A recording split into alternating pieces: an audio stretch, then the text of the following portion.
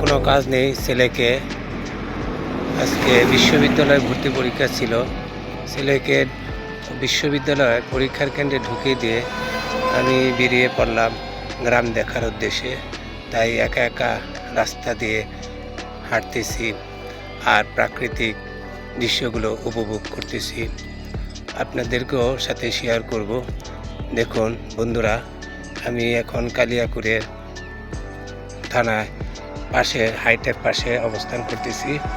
এখানে যে প্রাকৃতিক সৌন্দর্য সেটা দেখতেছি, আপনারাও আমার সাথে থাকুন।